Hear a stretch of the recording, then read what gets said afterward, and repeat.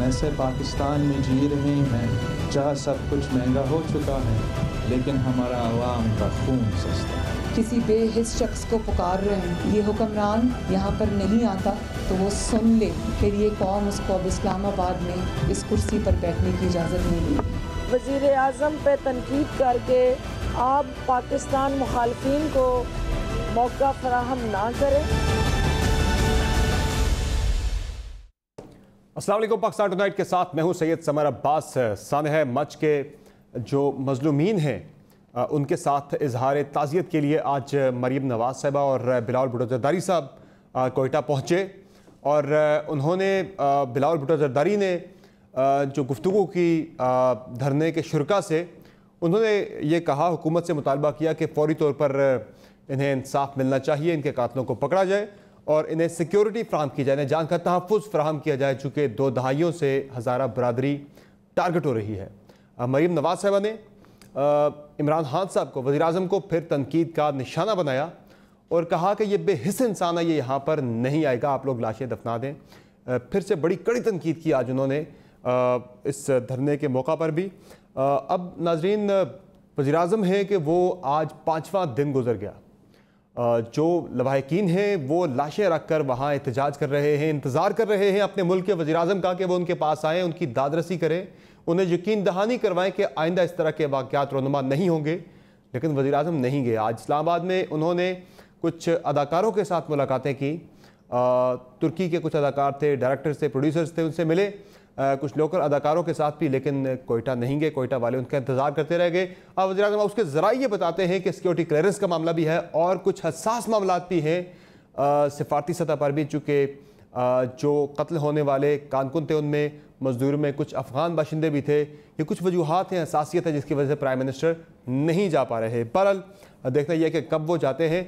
दूसरी तरफ मुस्लिम लीग नून के बाद पाकिस्तान पीपल्स पार्टी ने भी हुकूमत के ख़िलाफ़ करप्शन के रेफरेंसेस और केसेस दायर करने का फैसला कर लिया है। एहतसाब अदालतों के अंदर भी और आला अदालत के अंदर भी एक पैनल जो है वकला का पीपल्स पार्टी ने भी तश्कील दे दिया है और नून लीग पहले ही पब्लिक अकाउंट्स कमेटी और अदालतों के अंदर जाने का फैसला कर चुकी है। जो मुख्तलिफ मामलात हैं, गैस का बहरान, पेट्रोल का बहरान, इसके साथ साथ आटे और चीनी की कीमतों में इजाफे का मामला हो गया, अद्वियात की कीमतों में इजाफे का मामला हो गया, ये तमाम मामला जो हैं वो लेकर जाने का फैसला कर चुकी है पहले। और नाज़रीन, हम बात करेंगे आज के प्रोग्राम में अमेरिका की, जहाँ से कल बड़े ही हैरान कुन मनाजिर देखने को मिले। कैपिटल हिल बिल्डिंग, जहाँ जिसे अमेरिकी पार्लियामेंट भी कहा जाता है, वहाँ पे अमेरिकी पार्लियामेंट है, कांग्रेस। और कल बेसिकली अमेरिकी सेनेट ने वैलिडेट करना था जो इलेक्शन था, अमेरिकी सदारती इंतखाब, जो बाइडन की विक्ट्री को। और उस दौरान डोनाल्ड ट्रंप की तकरीर के बाद वहाँ पे उनके जो हामी थे वो हमलावर हो गए और जो मनाजिर हैं वो स्क्रीन पे आप देख भी रहे हैं, किस तरह से सेनेट की बिल्डिंग पे, सेनेट हॉल के अंदर घुस गए। और इस जो वहाँ पे होता रहा कल हंगामा खेजी, इसमें 4 अफराद जो हैं हलाक भी हुए। काफ़ी तनकीद पूरी दुनिया से सारे वाक़े पर की गई, लेकिन CNN की जो मैं हेडलाइन देख रहा था वो कह रहे हैं कि अगले 13 दिन अमेरिका के लिए इंतहाई ख़तरनाक दिन करार दिए जा रहे हैं, डोनाल्ड ट्रंप के इक़्तिदार के अगले 13 दिन।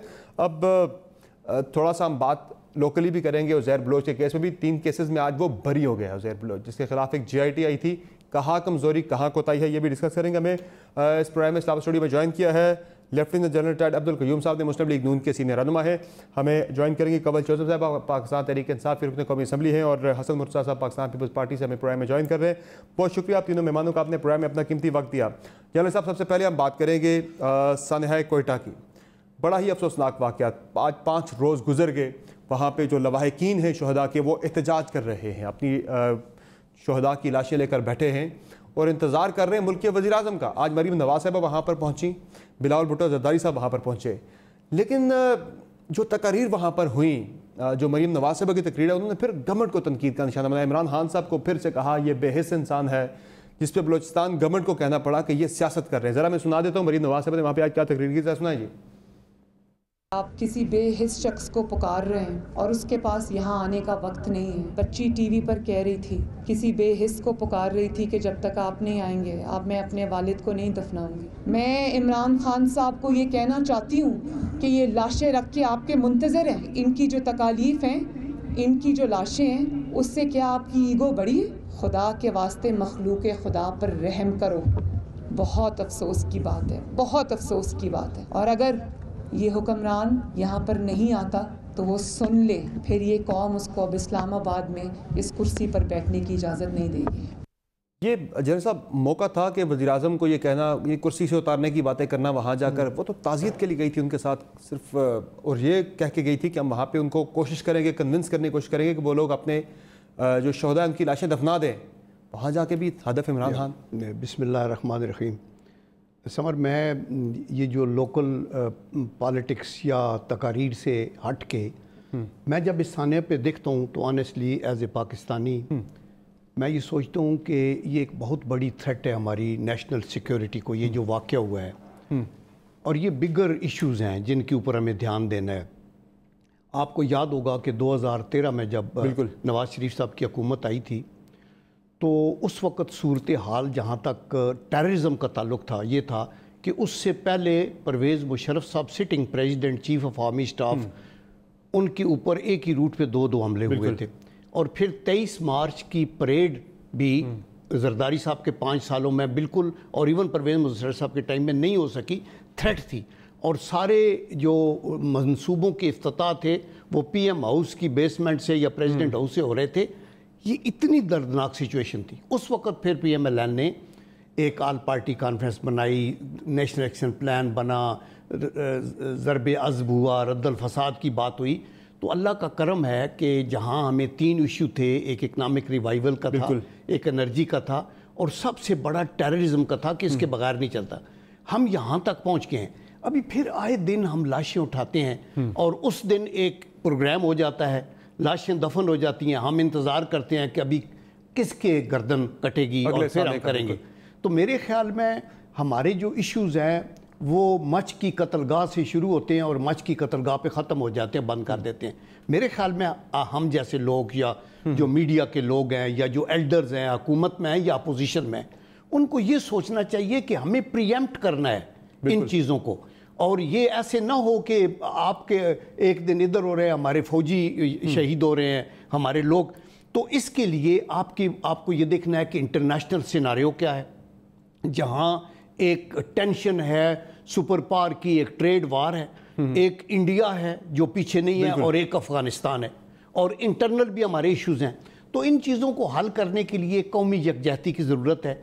मैंने मरियम बीबी की तकरीर सुनी है सारी, वो उनका ये देखिए, अगर तो वो खुद लोग शेख रशीद साहब गए थे, वो मान जाते और दफन हो जाते तो ये बात ना करनी पड़ती। लेकिन अगर वो लोकल ये डिमांड कर रहे हैं, और आप जैसे आप बता रहे हैं कि टर्किश फनकार आए थे, उनसे मिले थे, आप वैसे भी किसी बंदे की डेथ होती है तो आप कोशिश करते हैं, even if you are president और प्राइम मिनिस्टर, कि मैं पहुंच सकूं तो पहुंच जाऊं। आल्दो हर जगह पे आप नहीं पहुंच सकते, लेकिन अगर उनकी डिमांड ये है और वो अफेक्टेड फैमिलीज हैं, तो ऐसी सूरत में मेरे ख्याल में प्राइम मिनिस्टर को फौरी तौर के ऊपर, इनके साथ कुछ ज़राए रस्ल वसाइल का प्रॉब्लम तो है को नहीं, आपने हेलीकॉप्टर पे उठना है, वहाँ बैठना है, दुआ करनी है। 2 चीज़ें, आपने खुद प्राइम मिनिस्टर के साथ सर्व भी किया हुआ है, और उसके बाद फिर आप वैसे सिक्योरिटी के मामलों को भी समझते हैं। तो ज़राए बता रहे हैं PM हाउस के कि सिक्योरिटी थ्रेट है प्राइम मिनिस्टर को, सिक्योरिटी क्लियरेंस नहीं मिल रही वहाँ जाने की, और दूसरा कुछ डिप्लोमेटिक मामलात भी आ जाते हैं। बीते कुछ अफगान शहरी थे जो यहाँ पे इन मजदूरों में कत्ल हुए। ये कुछ चीज़ें जो प्राइम मिनिस्टर को रोक रही हैं, आप क्या समझते हैं कि ये ठीक वजूहात है प्राइम मिनिस्टर के ना जाने की वहाँ पर? मैं ये समझता हूँ कि मे बी ये वजूहात हूँ, क्योंकि जो गवर्नमेंट को या प्राइम मिनिस्टर को पता है वो हमें तो नहीं पता ना। तो इसलिए अगर जेन्युइन रीजंस भी हैं ना प्राइम मिनिस्टर के ना जाने के, तो उनको मैनेज किया जाए। इनके जो मिनिस्टर्स हैं, लोकल चीफ मिनिस्टर है, गवर्नर है, उनको चाहिए कि वो जो अफेक्टेड फैमिलीज हैं उनको कन्विंस करें। वो तो सारे गए हैं सर, वो कह रहे प्राइम मिनिस्टर आए यहाँ पर, आपने जो कि अब समझते हैं प्राइम मिनिस्टर के मामलात को सिक्योरिटी क्लियरेंस ना मिले वो नहीं जा सकते। उसके बावजूद क्या जाना चाहिए उन्हें? देखें, मतलब ये तो अभी जो हालात गवर्नमेंट को या प्राइम मिनिस्टर को खुद पता है, वो हमें तो नहीं पता। मैं तो सिर्फ ये कह रहा हूँ कि चूंकि वो डेड बॉडीज लेके बैठे हैं, तो with in the boundaries of Pakistan by the grace of Allah, if अगर प्राइम मिनिस्टर अनसेफ है तो फिर सेफ कौन है? मतलब है कि ये तो बात कोई ना बनी ना। तो अगर वहाँ चला जाके उनके साथ वो उनकी पोशी कर दी जाए तो कुछ उसमें हर्ज नहीं है। लेकिन मैं ये कहना चाहता हूँ कि ये छोटी बातें हैं। मेरी वरी जो है वो बिगर इश्यूज की है, वो थ्रेट टू पाकिस्तान के। 5 दिन से वहाँ वो 11 लाशें लेके बैठे। अभी तो सबसे बड़ा मामला यही है कि किसी तरह से वो तदफीन कर दें, और वो मामला जुड़ा है प्राइम मिनिस्टर के कोयटा विजिट के साथ। उनको हैंडल करना चाहिए, उनको लोकल लोगों को हैंडल करना चाहिए। देखिए, ये बेसिकली गवर्नेंस के इश्यूज़ हैं। अनफॉर्चुनेटली हमारी जो 3 टियर गवर्नेंस है उसमें एक टियर गायब है, और वो टियर है लोकल बॉडीज़ वाला। आप ऊपर भी आप सूबे में हैं, नीचे जहाँ से आपको ग्रास रूट लेवल की इंटेलिजेंस मिलनी है, जहाँ आपका वार्ड का इंचार्ज भी जो है वो बहुत सी चीज़ों को सेटल करेगा, जहाँ आपका यूनियन काउंसिल का चेयरमैन सेटल पीएम का मामला है ना, यहाँ तो सीधा वजीर आजम का मामला है। हाँ। वो वजीर आजम को बुला रहे, किसी और की बात मान नहीं, वहाँ पे सूबाई चीफ मिनिस्टर वहाँ पर चले गए, मैं बुलाने की बात सारे लोग चले गए। मैं ये कह रहा हूँ कि इन वाकयात को होना ही नहीं चाहिए, प्रीएम्प्ट होनी चाहिए, और प्रीएम्प्ट होने के लिए आपको ग्रास रूट लेवल की इंटेलिजेंस चाहिए, सिविलियन की इंटेलिजेंस चाहिए, वहाँ लोग मैनेज कर ले, और फिर जब ऐसी वो किसी जिद के ऊपर आ जाए कि ज़रूर आए, तो लोकल लोग उनको कन्विंस कर सकते हैं कि जी उनकी ये मजबूरी हो सकती है, ये मजबूरी हो सकती है। ठीक, अच्छा, आज जो बिलावल भुट्टो जरदारी साहब की तकरीर थी वो भी ज़रा उसका एक हिस्सा सुना देते हैं। उन्होंने आज हुकूमत से फिर मुतालबा किया कि ज़िंदगी की सिक्योरिटी इन लोगों को देनी चाहिए जो ये सिर्फ मांग रहे हैं हुकूमत से, रियासत से। ज़रा वो सुना दें जी। पाकिस्तान एक ऐसा मुल्क है जहाँ हमारे शहीदों को भी एहतजाज करना पड़ता है, जहाँ लाश को भी एहतजाज करना पड़ता है। हम ऐसे पाकिस्तान में जी रहे हैं जहाँ सब कुछ महंगा हो चुका है, लेकिन हमारा आवाम का खून सस्ता है। 99 से लेके आज तक 2000 शहीद हो चुके हैं, मगर उनमें से एक को भी इंसाफ नहीं मिला। आपका मुतालबा एक ही है कि आपको जीने दो। हम ये नहीं सुनना चाहते हैं कि बाहर से साजिशी ममालिक है, उनका बैकिंग हो सकता है। हमारा रियासत का नाकामी है कि अगर बैरून मुल्क का साजिश कामयाब हो के हमारे मासूम शहरियों को कत्ल करवा रहे हैं। अच्छा, जो बिलावल भुट्टो जरदारी साहब बात कर रहे हैं कि हम नहीं सुनेंगे कि ये बाहर की कोई साजिश है, ये बात खुद इमरान खान साहब भी जब अपोजिशन में थे वो कर चुके हैं। इस तरह की बात है कि मैं ये जवाब पेश नहीं किया करूंगा। जरा दोबारा सुना दें खान साहब इस बारे में क्या कहा करते थे जब वो अपोजिशन में थे। कत्ल कर रहे हैं, बसों से निकाल के कि जी शिया इसको कत्ल कर रहे हैं, हजारा को वहां मार रहे हैं कोयटा के अंदर कि जी वो शिया इंसानों का कत्ल कर रहे हैं। हमारी हुकूमत आने दो, कभी इमरान खान ये नहीं कहेगा जी ये बैरूनी अनासर है, जी बाहर से आ गया।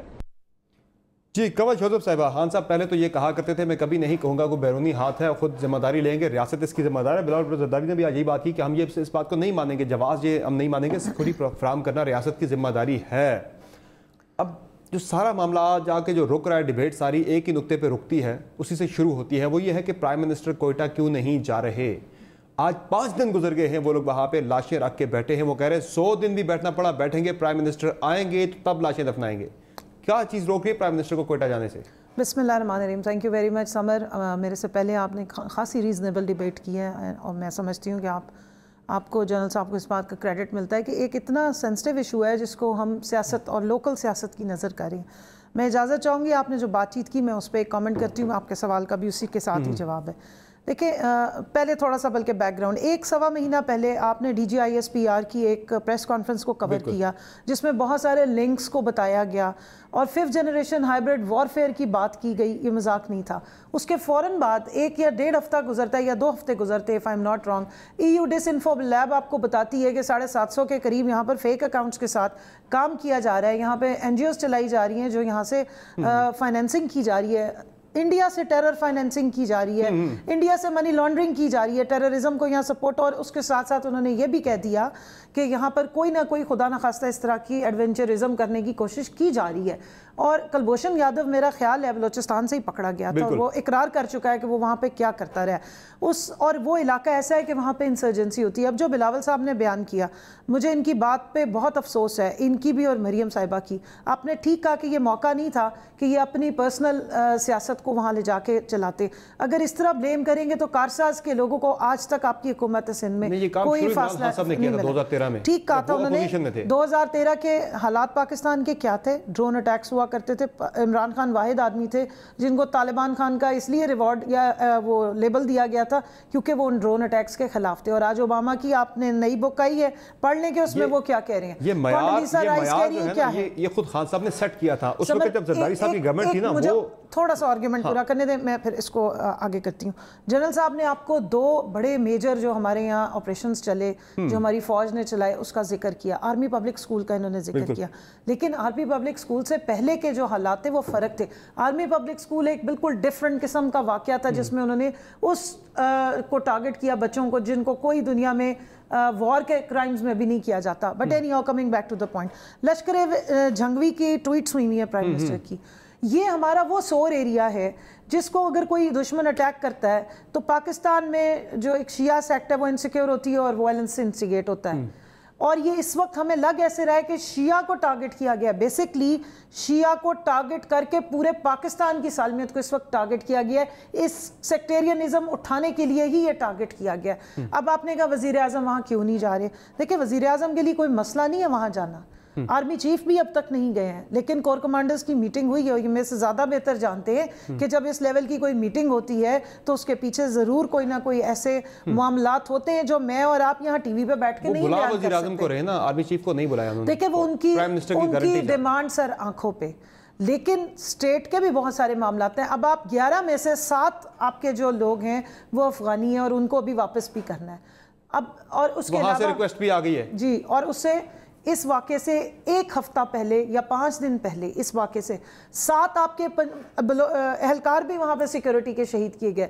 रिपोर्ट्स ये भी आ रही थी कि सीपैक में जो लोग चाइना से काम कर रहे हैं वो भी सॉफ्ट टारगेट था, लेकिन क्योंकि इससे उनको ज़्यादा फ़ायदा हो गया, एग्जैक्ट वो तीर बहदफ लग गया और अब हम उनके बिल्कुल एग्जैक्ट उस तरह हरकतें कर रहे हैं जो हमारा दुश्मन चाहता है कि एक वायलेंस इंस्टिगेट की, एक सेक्ट को आपने इनसिक्योर कर दिया, उसके बाद फिर हमारे जो बकौल उनके सियासी रहनुमा है वो वहाँ जाके एंटी पाकिस्तान या एंटी हुकूमत तकरीरें कर रहे हैं। क्या कौन सी एंटी पाकिस्तान स्पीच नहीं, आप जरूर ताजियत करें, बेहिसी बेहिस इंसान और इस किस्म की, वहाँ पे कि इन लोगों को बड़ा अच्छा किया मरियम बीबी ने, लेकिन अफसोसनाक बात है अगर इस तरह की बेहिसी के लेबल वो देंगी तो फिर उनके वालिद साहब के दौरे हुकूमत में बड़े बड़े वाक़यात हुए हैं, हमारे मुंह ना खुलवाएं। जिस दौरे हुकूमत की बिलावल साहब बात करें, वहाँ 100 हज़ारा को उस दिन कत्ल किया गया था और जब एम्बुलेंसेज लेके हॉस्पिटल पहुंची थी तो एम्बुलेंसेज पे अटैक कर दिया गया था। बलूचिस्तान की हुकूमत को हटा के गवर्नर राज लगा दिया था, बड़ा इकदाम उठाया था। देखिए, अब 18वीं तरमीम के बाद मैं सिर्फ एक कोट करूंगी, बलूचिस्तान के सीएम ने बड़ी रीजनेबल बात की थी। उन्होंने कहा प्राइम मिनिस्टर पूरे पाकिस्तान के प्राइम मिनिस्टर हैं, जहां भी कोई वाकया हो वो जरूर आएंगे, लेकिन ये मामलात हमने हल करने, ग्राउंड लेवल पे उन्होंने हल करने, और वो कोशिश कर रहे हैं। 10 में हुई थी, वाकया 13 में हुआ था। नहीं, अभी की बात कर रही हूँ, परसों की, कल की बात कर रही हूँ, जो सीएम पंजाब का, सीएम बलूचिस्तान की कल जो स्टेटमेंट आ रही थी, साथ जो 2 मिनिस्टर्स भी बैठे थे, उनकी भी कोशिश ये कर रही है और काफ़ी हद तक इंशाल्लाह मामलात रिजॉल्व हो गए, लेकिन चंद ऐसे अनासिर हैं जो नहीं चाह रहे हैं कि ये सारा मामला डिफ्यूज हो। वो कौन से अनासिर हैं, उनका नाम भी बता दें। पाकिस्तान का मामला है, सिक्योरिटी का मामला है, बताएं उनके नाम। वो पोजीशन नहीं ना, मुझे एग्जैक्ट अभी उस तरह के मामलात है। बेहतर होगा कि अगर इंटीरियर मिनिस्ट्री से आप शेख साहब बड़े ओपन बोलने वाले हैं, उनको जरूर लीजिए। और आज एक मीटिंग भी हुई है, उसमें भी इन मामलात को किया गया है। फर्दर भी वहाँ जो सिक्योरिटी के क्या लैप्सेस हुए, क्या लश्कर जंगवी अभी तक वहाँ ऑपरेटिव है, क्या किसने दाइश को वहां पे सारी रिपोर्ट दी, बेसिक उनका टूल किसने ये काम किया, ये बहुत मामलात हैं जिनको सेटल करना है। और वजीर आजम का पाकिस्तान है, पूरी आवाम उनकी है, जहां मामला होगा वो जरूर जाएंगे, लेकिन ये स्टेट के मामलात को सॉल्व करके। हसन मुर्तजा साहब, बिलावल साहब ने आज बड़ी इनके बड़े जज्बाती होकर उन्होंने आज वहाँ पे तकरीर की कि ये पाकिस्तान ऐसा मुल्क बन गया है कि जहाँ पे इंसानी ज़िंदगी, यहाँ पे अशियाए खुर्दनोश तो महंगी है, लेकिन इंसानी ज़िंदगी बड़ी सस्ती हो गई है, इंसानी खून बड़ा सस्ता हो गया है। उन्होंने ये भी कहा कि ये पहली दफ़ा हम देख रहे हैं कि लाशें जो हैं वो एहतजाज कर रही हैं, लेकिन अब होगा क्या आगे, क्या होना चाहिए, एक्सपेक्ट क्या कर रही है पाकिस्तान पीपल्स पार्टी? वहाँ पर गए तो दे आप उन्हें मनाने के लिए भी, वो क्यों नहीं माने, वो वजह भी बता दें। बहुत शुक्रिया जी। समझ मैं सबसे पहले तो सानिया मच की और पुरजोर मजम्मत करता हूँ। इंतहाई वो अलमिया है हमारी कौम के साथ, हमारे मुल्क के साथ, इसकी सालमियत के खिलाफ। और मैंने जो गुफ्तगू अभी मोहतरमा कर रही थी मैंने वो भी सुनी, और जो आपने चेयरमैन बिलावल की बताई, मैं नहीं समझता कि उन्होंने वहां पे कोई सियासी गुफ्तगू की हो।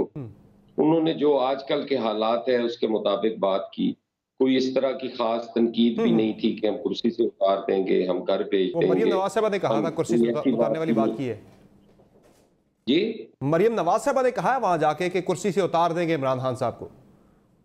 सर मैंने तो चेयरमैन बिलावल साहब की बात पे अर्ज करनी है ना, मरियम बीबी का तो वो तो मैं नहीं ना उनका कर सकता जी।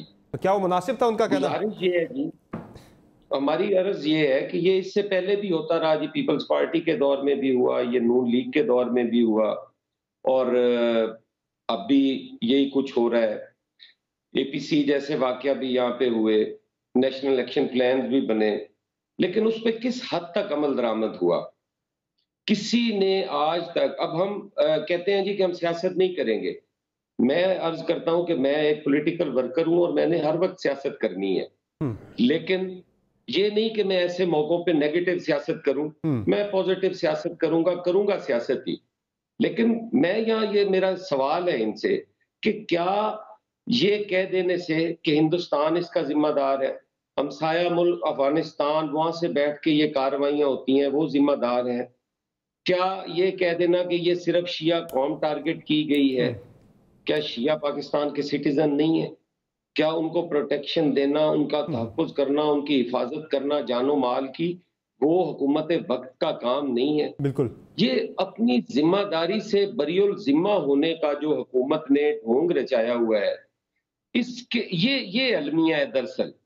आज तक, आज 5वां 6ठा दिन हो गया है, सिर्फ ये बात हो रही है कि क्या वजीर आजम साहब को वहां तशरीफ ले जानी चाहिए या नहीं ले जानी चाहिए। ये किस किस्म की हुकूमत है जी?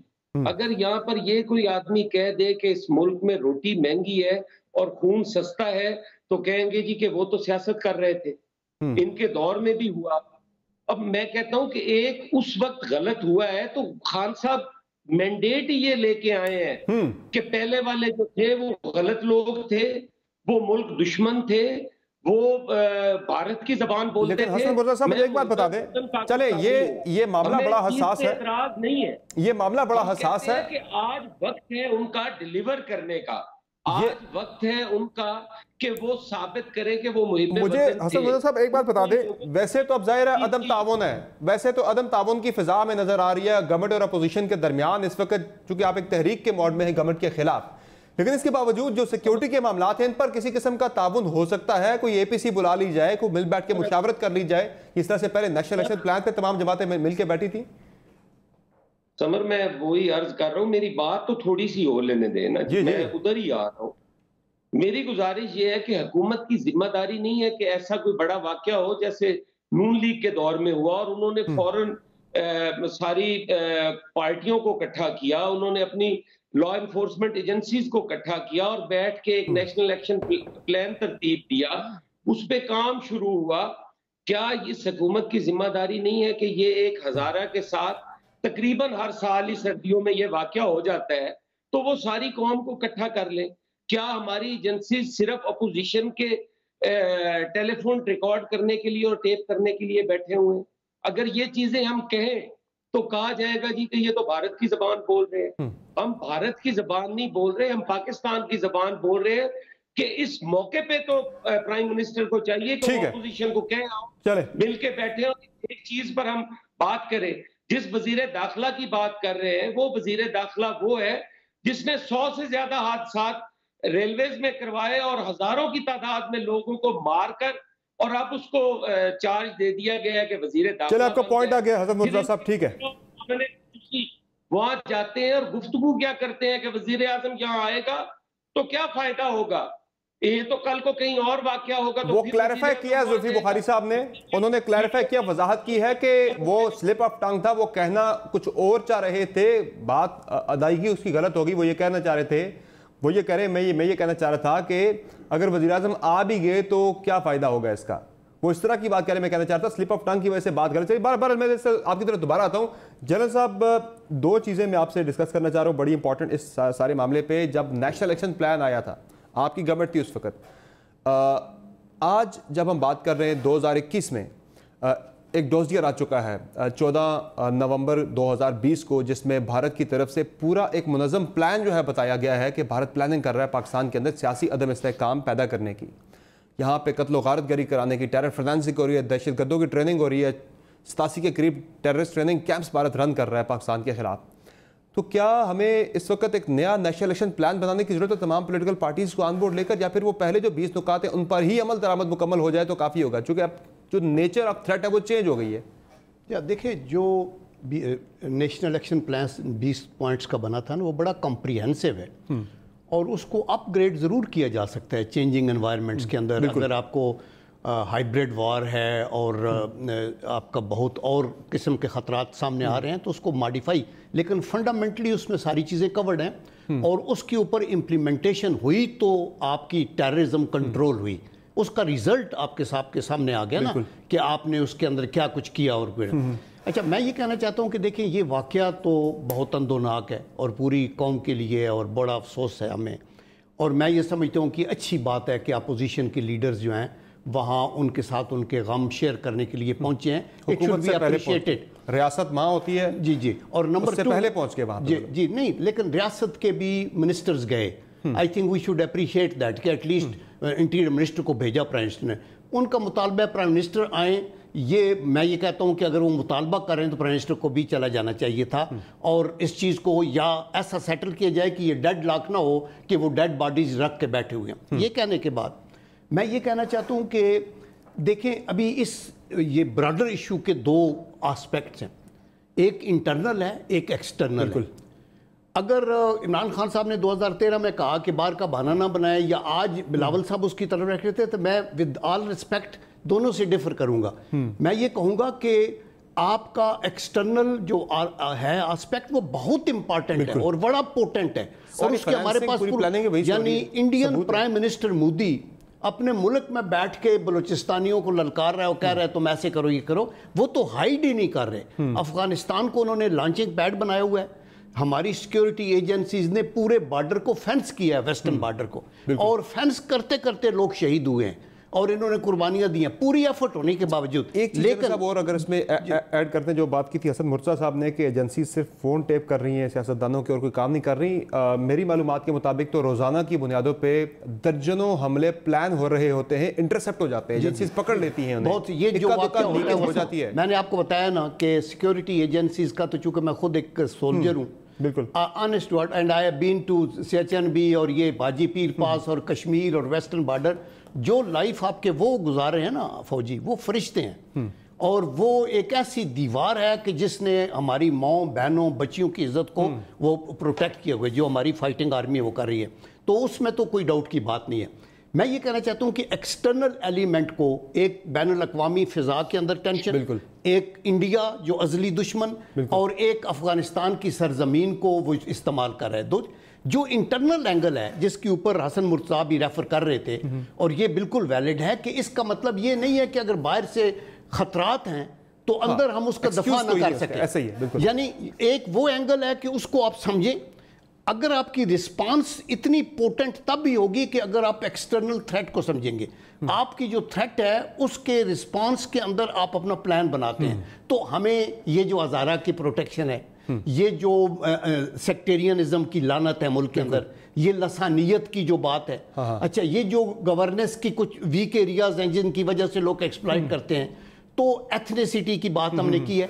इन चीज़ों को रोकने के लिए हमें ये देखना है कि हमारे जो गवर्नेंस का जो स्ट्रक्चर है, बिल्कुल इसमें क्या वीक एरियाज हैं। और मैं समझता हूं कि एक वीक एरिया जो इमरान खान साहब ने भी मैनी टाइम कहा था कि ग्रास रूट लेवल पे बल्दियाती इंतखाबात हों और आपकी लोकल गवर्नमेंट्स हों जो अपने मामलात को वहां देखें और सिक्योरिटी के इश्यूज को भी देखें। तो I think in the long run इस बिगर इशू पे हमारा ध्यान होना चाहिए, ना सिर्फ इस पे कि किसने तकरीर क्या की और ये वो। कमल शोजब साहिबा, जब बात होती है, आपने खुद बताया पहले हिस्से में कि बहुत स्ट्रॉन्ग जो है ना एक थ्रेट है इंटरनेशनली, बिलखुसूस भारत की तरफ से पाकिस्तान के अंदर दहशतगर्दी करवाने की मुनज़्ज़म मनसूबाबंदी हो रही है।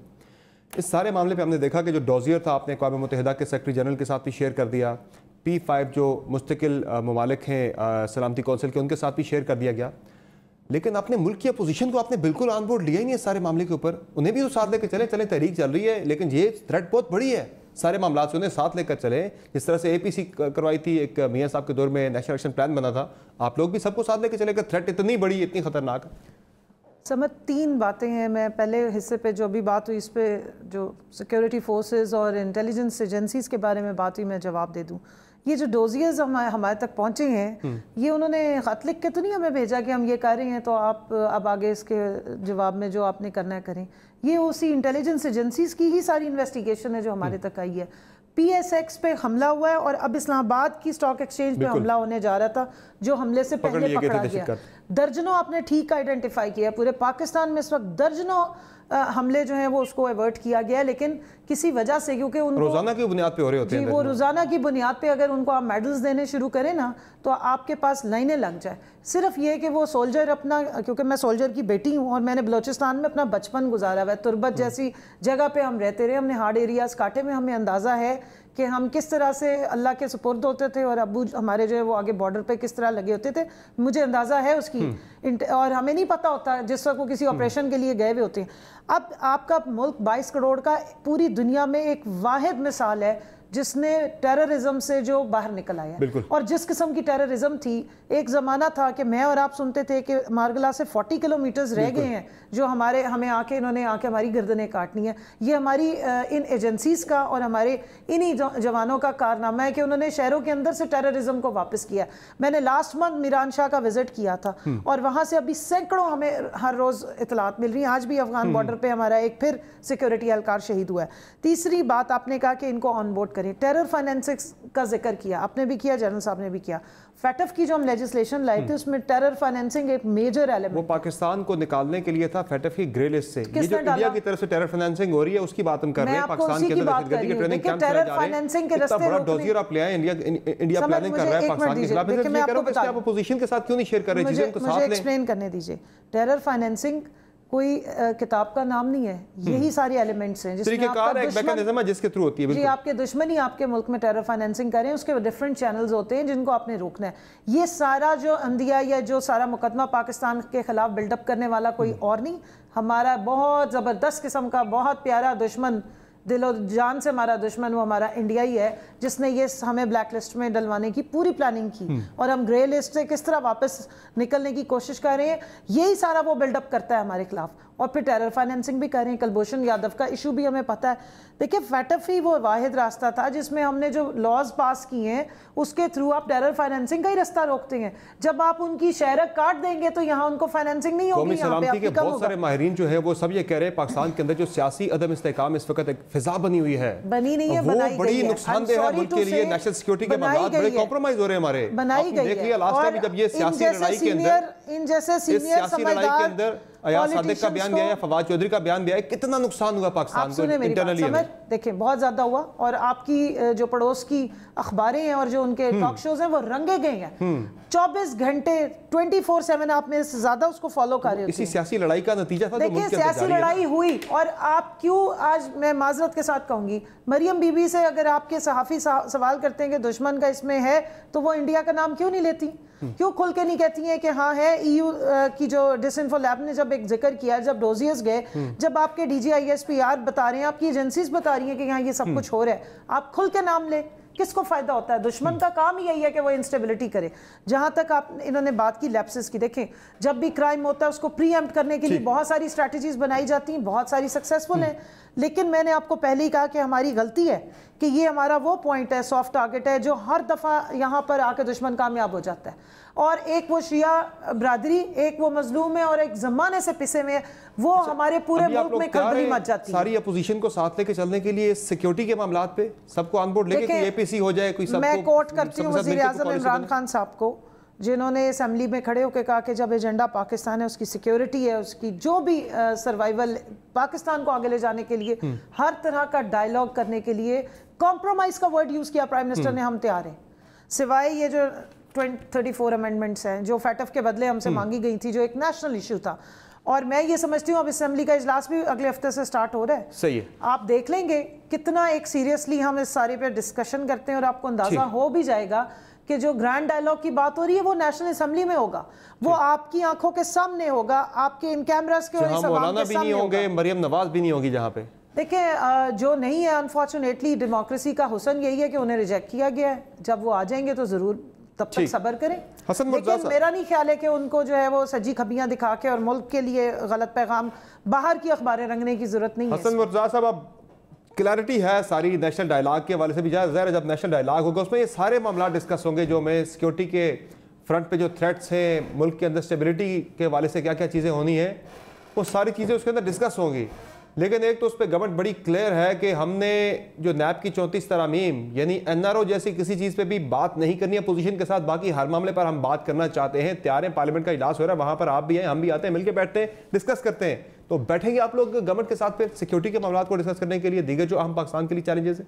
सेनेट में हो रही है 5 दिन से डिस्कशन, इनसे पूछिए, बताएंगे आपको। समर, मैं एक छोटी सी गुजारिश करूं, जो ये एनआरओ कहते हैं, एनआर आपकी आवाज़ जो है, आपकी आवाज़ गायब हो गई है, बिल्कुल मुनक़ता हो गई है। दोबारा रब्ता करते हैं हसन मुर्तज़ा साहब से। जी, अब आपको मेरी आवाज़ आ रही है हसन मुर्तज़ा साहब? मुझे तो आ रही है, मेरी नहीं आ रही है आपको? अब आ रही है, मेरी आवाज आ रही है आपको? जी बिल्कुल आ रही है। जी, मैं गुजारिश कर रहा हूं समर के एनआरओ जो है वो तो हम इनसे तब मांगे अगर हमारे केसेस इन्होंने सुनने हो तो। क्या ये कहते हैं कि इनका इतना इन्फ्लुएंस है अदालतों पर कि ये हमें अदालतों से छुड़वा देंगे? हमारे मुकदमात तो अदालतों में है और अदालतें इन्हें कह रही हैं कि अगर तुम्हारे पास कोई सबूत है तो वो लेके आओ। ये क्या तुम इंतकामी कार्रवाई कर रहे हो? ये हमारे सुप्रीम कोर्ट ऑफ पाकिस्तान ने इन्हें कहा। अब अदालतें हमें छोड़ें, अदालतें हमें सजा करें, ये तो हमें एनआरओ दे ही नहीं सकते, ना इनके बस में है। एनआरओ तो इन्होंने एक दीवार बना रखी है, उसके पीछे ये छुपे हुए हैं, जहां से भी आप करके ले आए। हम हर किस्म का डायलॉग इनके साथ नेशनल सिक्योरिटी पे करने को तैयार है। हमने उसी पार्लियामेंट में खड़े होकर आसिफ अली जरदारी साहब ने भी कहा कि मैं आपके साथ इकोनॉमी पे बैठ के बात करना चाहता हूं, आप हम सारे मिलके इसको इस चैलेंज से निकालें। हम नेशनल सिक्योरिटी पे बात करना चाहते हैं। हुकूमत जो है उसका काम है, हुकूमत की जिम्मेदारी है, इन्हें अपनी जिम्मेदारी। वो तो पुरानी बात थी, अब तो आप एक तहरीक में है, गवर्नमेंट के खिलाफ तहरीक के मोड में, अब तो माहौल चेंज हो गया है। सर ये तो अब हम कहते हैं ना, 2.5 साल तो हम कहते रहे हैं कि बात करते हैं। बात तो हम आज की कर रहे हैं ना, ये जो सिक्योरिटी चैलेंजेस है पाकिस्तान को दरपेश, ये तो हम 2.5 साल कहते रहे। ये तो अब हमने कहा कि अब मुज़ाकरात का टाइम गुजर गया है, लेकिन नेशनल सिक्योरिटी पे तो हर वक्त हर पाकिस्तानी जो है बैठ के बात करने को तैयार है। कौन आदमी सियासत करेगा कि आए दिन हजारे मारे जाते रहे, शिया मारे जाते रहे, पॉलिटिकल पार्टीज अपोजिशन के लोग मारे जाते रहे। कितने अटैक्स जो है वो पीटीआई पे हुए हैं। विक्टिम तो हम पीपल्स पार्टी रही है, बेचारे शिया रहे मुल्क के अंदर। विक्टिम तो ना कभी पीटीआई रही है, ना कभी यहाँ पे नून लीग रही है। हमेशा एएनपी मारी जाती रही है, पीपल्स पार्टी को टारगेट किया जाता रहा है, शियों को टारगेट किया जाता रहा है। और आज अगर हम तहफ़्फ़ुज़ मांगने की बात करते हैं तो हुकूमत को जिम्मेदारी लेने को ही तैयार नहीं है। ये जिम्मेदारी तो कबूल करे ना कि हम इसके जिम्मेदार हैं। हम अपोजिशन को इकट्ठा करेंगे, हम लोगों को इकट्ठा करेंगे, हम सिक्योरिटी एजेंसीज को इकट्ठा करेंगे, सबको एक पेज पे लाके बात करेंगे। नेशनल एक्शन प्लान पे हम जो पेशरफ्त होगी उससे आगाही होगी। ठीक है, आपका पॉइंट है, या हुसैन बात है कि आप बात करना चाह रहे हैं। कह दिया जाए कि ये एनआरओ मांग रहे हैं और हम एनआरओ देना नहीं चाहते, और इन्होंने 34 अमेंडमेंट्स साइड पे रखेंगे, आज तो वो भी नहीं लेकर आए हैं, उस पे अमेंडमेंट्स देना हमारा राइट है। चलिए, आपका पॉइंट आ गया। कोई असेंबली में लाए, वो जब उस पे बहस होगी सारी कौम देखेगी कि कौन एनआरओ मांग रहे हैं। ठीक है, आपका पॉइंट आ गया हसन मुर्तज़ा साहब। बड़ी खुशाइन बात है कि नेशनल सिक्योरिटी के मामलों पे आप हुकूमत के साथ बात करने के लिए तैयार हैं।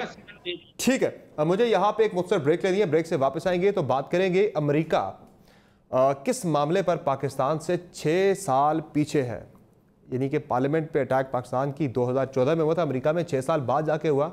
और क्या होने जा रहा है अमेरिका के अंदर भी वही कुछ हम देख रहे हैं जो हम तनकीद करते थे कि पाकिस्तान के अंदर हो रहा है। ये चीज़ें बड़े ममालिक हैं, वहाँ पे ये चीज़ें नहीं होती, हमें उनको फॉलो करना चाहिए, लेकिन अब वहाँ पर भी यही कुछ हो रहा है। अमेरिकी पार्लियामेंट पे होने वाले अटैक को हम डिस्कस करेंगे छोटी सी ब्रेक के बाद। हमारे साथ रहेगा।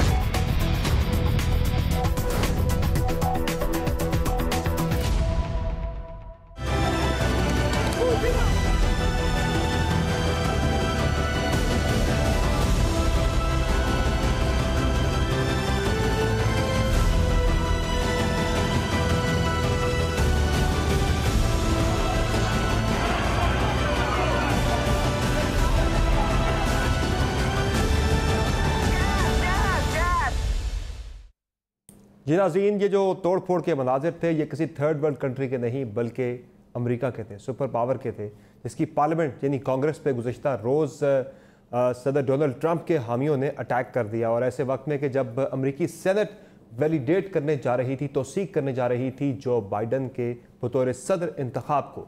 लेकिन क्या ये इससे एक आइसोलेटेड वाक़या ही के तौर पे देखा जाए कि सिर्फ एक वाक़या था, या फिर ग्लोबल यानी आलमी सतह पर जो सियासत के ट्रेंड्स हैं वो चेंज हो रहा है, उसको रिप्रेजेंट कर रही है, सियासत में शिद्दत आ रही है। हम पाकिस्तान के अंदर तो बहुत बात करते हैं कि यहाँ पे सियासत में तलखी बढ़ रही है, शिद्दत आ रही है, लेकिन अमेरिका के अंदर भी हम ऐसे ही ट्रेंड देख रहे हैं। और जो पार्लियामेंट पे अटैक पर ही बात है 2014 में, यानी 6 साल पहले हमारे यहाँ पार्लियामेंट पे अटैक हो चुका है, 6 साल बाद अमेरिका में जाके हुआ। जनरल साहब, आप कैसे देख रहे हैं इस वाक़े को? ये ग्लोबल सियासत का जो ट्रेंड है वो चेंज हो रहा है कि वो शिद्दत की तरफ जा रही है, तलखी की तरफ जा रही है, या फिर इसे एक आइसोलेटेड वाक़या देखा जैसे अमेरिका तक ये महदूद है? देखिए, इस पे करने से पहले जो आपकी पिछली सेगमेंट में उस पर मैं 1-2 कमेंट कर। जी ज़रूर। वो बहुत इंपॉर्टेंट है। आपका क्वेश्चन कवन से ये था कि हम एक नेशनल कंसेंसस कैसे बनाएं, विच इज़ वेरी इंपॉर्टेंट, जो हम सब का एक ब्रेड एंड बटर होना चाहिए। मैं समझता हूँ कि उसकी जो चाबी है ना वो प्राइम मिनिस्टर के पास है। बिल्कुल। देखें, जब ये हुकूमत आई तो प्राइम मिनिस्टर सेनेट में आए और उन्होंने कहा कि मैं आऊँगा, मैं आपके सवालों के जवाब भी दूंगा, ये करूँ। अभी वो नेशनल असेंबली में तो वो कहते हैं कि मेरी तकरीर कोई नहीं सुनता, लेकिन सेनेट में तो उन्होंने आज तक तकरीर की नहीं ना, और वहाँ बड़े संजीदा लोग हैं जो उनकी बातें सुनते भी शायद वो अपना एक व्यू पॉइंट भी दें। तो मैं यही कहूँगा कि अभी भी हमें होश के नाखन लेने चाहिए, और ये पूरी कौम के लिए, अपोजिशन के लिए भी है, हुकूमत के लिए। हुकूमत की ज़्यादा जिम्मेदारी है कि ऐसे ग्राउंड्स तैयार करे जहाँ कंसेंसस हो, और ये जो जानें ज़ाया हो रही हैं और ये जो दुश्मन जब वो हमारे गले काटने में कामयाब होता है ना, तो हमारी इसका मतलब है हम फेल हो गए। आप बतौर अपोजिशन सेनेटर ये एश्योर कर रहे हैं प्राइम मिनिस्टर को कि वो सेनेट के अंदर आए, वहाँ किसी किस्म की हंगामाखेजी नहीं होगी, सुना जाएगा। सेनेट के अंदर भी कहा मैंने कहा देखिए, आपको तलख बातें कई दफ़ा सुननी पड़ेंगी, but then you can stand up and answer. Maybe many things जो है वो स्पेकुलेटिव हो कि नहीं आप ये भी सोच लें, ये भी सोचें, ये भी, लोग उनको सुनेंगे। तो मैं रिक्वेस्ट करूंगा कि इमरान खान साहब ज़रूर सेनेट में आए, तकरीर करें। आज तक वो नहीं आए, मतलब एक पहले दिन, ये तो होगी ख़त्म। दूसरा, देखिए, अमेरिका की जो सिचुएशन है ना, ये एक बड़ी गंभीर सिचुएशन इसलिए है कि इनकी तारीख में ऐसे कभी नहीं हुआ कि ये जो इनका पार्लियामेंट हाउस है उसके ऊपर इस तरह का अटैक हो। 1814 में अटैक हुआ था जब बरतानिया ने किया था वहाँ पे, उसके बाद आज जी पहला अटैक है। जो सोशल मीडिया है उस पर एक ये चीज़ चल रहा था कि ये दुनिया में कू करवाते हैं, तो चूँकि अभी कोरोना की वजह से ट्रैवल रिस्ट्रिक्शंस हैं, तो इसलिए इन्होंने कहा पहले कू हम अपने मुल्क में कर लेते हैं। लेकिन आफ्टर हैविंग सेड दैट, मैं ये कहता हूँ कि अमेरिका के लिए एक जो नेगेटिव साइड है वो ये है कि ट्रंप की फॉलोइंग तो है, और वो जो रेसिस्ट हैं, जो मतलब सफ़ेद पोश लोग, जो सेंट्रल अमेरिका के लोग हैं, वो उसके डाई हार्ड वोटर्स हैं, और वो उनको लीडरशिप प्रोवाइड कर रहा है, तो ये प्रॉब्लम क्रिएट करता रहेगा। CNN की हेडलाइन में देख रहा था 13 dangerous days ahead for America. आप एग्री करते हैं कि अगले 13 दिन बड़े खतरनाक हो सकते हैं? जो कि ट्रंप ने कह दिया कि मैं स्मूथ ट्रांजिशन कर दूंगा, जो इस हद तक गया है। यू सी, देखो, उन्होंने एक पंगा लिया ईरान के साथ, एक बहुत बड़ी ज्यादती की है ना, that could also flare up into a all out war. और अभी भी अगर वो इजराइल को थपकी देता है और वो कुछ ना कुछ वो करते हैं, कुछ सिचुएशन ऐसी बिल्ड हो जाती है, तो ये डेंजरस मैन है ट्रंप जो है, ये अनप्रिडिक्टेबल है, जिसको अपने मुल्क के मफादात और उन हाई वैल्यूज़ की कदर कोई नहीं रही, जिनको हम तो विद पिंच ऑफ साल्ट लेते हैं कि इनकी हाई वैल्यूज़ अपने लिए हैं, बाकी दुनिया के लिए ना ह्यूमन राइट्स हैं। करते हैं कि 20 जनवरी तक जो अगले 13 दिन है ये खतरनाक है। मैं ये समझता हूँ कि इसके अंदर डेंजर है, जो आज कल हमने देखा है, ये बिल्कुल अनबिलीवेबल, रुकने वाला नहीं है। 4 लोग जो है उसके अंदर लुकमा अजल भी बने। कमल शोजब साहब, ये अमेरिका ने पाकिस्तान से तो नहीं सीख लिया कहीं? हमने 2014 में पार्लियामेंट पे अटैक कर दिया था, वहाँ हमसे 6 साल बाद जाके हुआ। समर, मैं डेमोक्रेसी की स्टूडेंट रही हूँ और पूरी दुनिया की डेमोक्रेसी पढ़ती रही हूँ, फॉर्चुनेटली जाके देखती भी रही हूँ यूनिवर्सिटी लेवल पे। मैंने जो अख़ज़ किया as a student of democracy, हर मुल्क में डेमोक्रेसी ये है, उस अपने मुल्क को आप ग्लास समझें और उसके अंदर पानी, वो उसके मुताबिक फिट हो जाती है। ये 2 पार्टी सिस्टम अब बहुत अरसे से दुनिया को अच्छी लीडरशिप देने में काफ़ी हद तक मुल्कों में आपने देखा है कि वो डिटीरियोरेशन हो रही है, लोगों के पास ऑल्टरनेट्स निकल नहीं रहे हैं। और मेरा ख्याल है कि डेमोक्रेसी की थ्योरीज जिन्होंने भी बनाई है, ज़ाहिर है उसमें भी बेहतरी की गुंजाइश है, इसमें एवोल्यूशन होती रहती है। और ये जो अब हो रहा है, इसका मतलब ये है कि डेमोक्रेसी में भी एवोल्यूशन की ज़रूरत है। वहाँ पे भी आपको अल्टरनेट्स चाहिए होते हैं, आपको अच्छी लीडरशिप चाहिए होती है। अब आप देखें यूके की डेमोक्रेसी, आप कहना चाह रही हैं अमेरिका को भी एक तहरीक इंसाफ चाहिए? हर मुल्क को चाहिए होती है। देखिए, एक हेल्दी डेमोक्रेसी के लिए अच्छी अपोजिशन और अच्छी डेमोक्रेटिक पार्टीज़ का होना ज़रूरी है, ख़त्म नहीं होनी चाहिए, लेकिन उसके अंदर एक अच्छा सिस्टम होना चाहिए, एक इंस्टीट्यूशनल उसके अंदर हो, इंस्टीट्यूशन उनके अच्छे हैं। इंस्टीट्यूशन अच्छा था तो ओबामा एक बाहर से आया हुआ और एक मतलब उसके पेरेंट्स का क्या और वो ऊपर आ गया। लेकिन अब जो हो रहा है, आपने इंडिया में हाल देखा डेमोक्रेसी के नतीजे में, जिस तरह का शख्स आके बैठ गया और उनकी जो इंडियन कांग्रेस है वो उनको अल्टरनेट लीडरशिप नहीं दे सकी मौरूसियत की वजह से। एक के बच्चे दूसरे दफा आ रहे हैं। ये सिस्टम्स खोलने की जरूरत है और ये इस तरह के इंसिडेंट्स जो हैं ये आंखें खोलने के लिए। साथ साथ सियासत में तलखी भी आ रही है। देखिए वो उसका जनरल साहब ने एक जिक्र किया ना कि सोशल डिस्टेंसिंग है, लेकिन एक इन्होंने सोशल मीडिया की बात की। सोशल मीडिया एक वो टूल है जिसको हर तरह से पूरी दुनिया शायद अभी यूज़ कर रही है। उसके यूजेस और अब्यूजेस और उसकी इम्प्लीकेशंस हमें नज़र आनी शुरू हो गई हैं। मेरे ख्याल में सोशल मीडिया पे जो पॉलिटिकल एक इम्प्लीकेशंस, इसके चेक बैलेंस हर जगह होने चाहिए। और एक आखिरी जुमला सिर्फ इतना कहूँगी कि ये अमेरिका से भी कोई पूछे कि तुम्हारे जो न्यूक्लियर असासे हैं वो महफूज हाथों में या नहीं है, वो तो हमारे मास्टर से तो बयान आ जाता होता है ना कि हम बड़ी गौर से देख रहे हैं जी, वो जो पाकिस्तान के अंदर या किसी मुल्क के अंदर जो हालात हैं। मैं रिक्वेस्ट करूंगी कि हमारे जनरल कमर जावेद बाजवा साहब आज पेंटागन फोन करके जरूर पूछ लें कि अगर उनके पास सही ऑपरेटर्स नहीं है तो फिर हमें बता दें कि हम भी अपनी खैर मनाएं या हम उनसे हम भी डिमांड करें कि इनको आप किसी महफूज हाथों में दें। आप ये अमेरिकी पार्लियामेंट पे होने वाले हमले को कैसे देख रहे हैं? जो कंवल जोसेफ साहब फरमा रही है कि ये 2 पार्टी सिस्टम से लोग तंग आ गए हैं, ये उसके खिलाफ एक फ्रस्ट्रेशन, एक रिएक्शन हो सकता है मुमकिन तौर पर, तो इसका मतलब है कि अमेरिका को भी एक तहरीक इंसाफ की जरूरत पड़ गई है, जो पाकिस्तान के अंदर तहरीक इंसाफ आई 2 पार्टी सिस्टम को उसे चैलेंज किया और तब्दीली लाई। और दूसरी चीज़, यहाँ अमेरिका इस मामले में हमसे पीछे रह गया है। हमें से इस पर खुशी मनानी चाहिए कि यहाँ हमने जो काम पहले किया था 6 साल पहले, आज अमेरिकी पार्लियामेंट पे जाके अटैक हो, या फिर ये गलत नहीं होना चाहिए किसी किस्म में? देखें जी, ये तो बिल्कुल ही गलत है, चाहे हम इसमें पहल हमारी है और चाहे उनकी है, ये बिल्कुल गलत है, ये तो बिल्कुल नहीं होना चाहिए। और जहाँ तक कंवल साहिबा का ये कहना है कि 2 पार्टी सिस्टम से लोग तंग आ गए हैं या वहाँ पे लीडरशिप बाहर नहीं निकल रही और कोई मारूसी सियासत है, तो मैं कहूँगा कि अमेरिका में तो मारूसी सियासत कोई नहीं है। वहाँ पे तो उनका एक पॉलिटिकल सिस्टम है जिसके तहत वो चल रहे हैं और आ रहे हैं, और होनी भी नहीं चाहिए, चाहे 4 पार्टीज हो जाए, 3 पार्टीज हो जाए। मैं तो इसे समझता हूँ कि ये एक माइंडसेट है जो पूरी दुनिया में इस टाइम सामने आ रहा है, वो चाहे अमेरिका हो, चाहे भारत हो, चाहे पाकिस्तान हो, चाहे वो यूके हो।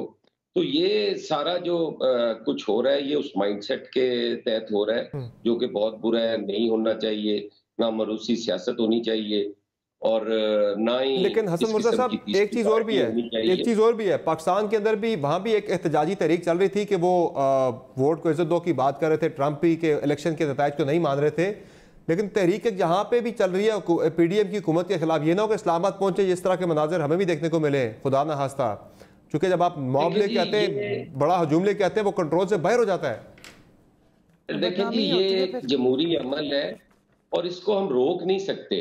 पार्लियामेंट पे अटैक तो जमहूरी अमल नहीं है ना सर।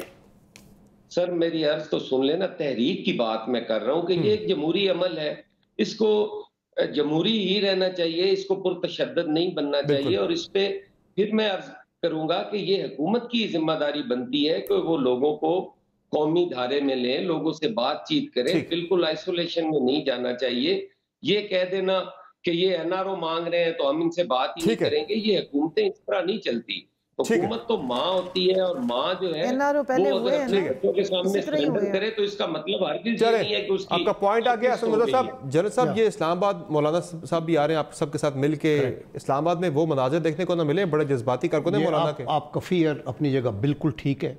मैं ये समझता हूँ कि रिस्पॉन्सिबल एटीट्यूड के बावजूद सारी अपोजिशन PDM चाहती है कि हम विद इन कॉन्स्टिट्यूशन सब कुछ होगा, और वो नहीं होगा। लेकिन जो दुश्मन आपका होता है ना, वो 5th कॉलमिस्ट को उसके अंदर डालता है। वो 2 बंदे इधर मारते हैं, 2 अहले तशी के, 2 अहले सुन्नत वल जमात के, तो आपको उसका भी काशन करना पड़ेगा। बहुत शुक्रिया आप तमाम मेहमानों का, आपने प्रोग्राम में अपना कीमती वक्त दिया। यकीनी तौर पर PDM की मूवमेंट पाकिस्तान के अंदर भी चल रही है, लेकिन इसमें तशद्दुद का अंसर जो है वो किसी सूरत भी नजर नहीं आना चाहिए। इजाज़त दीजिए।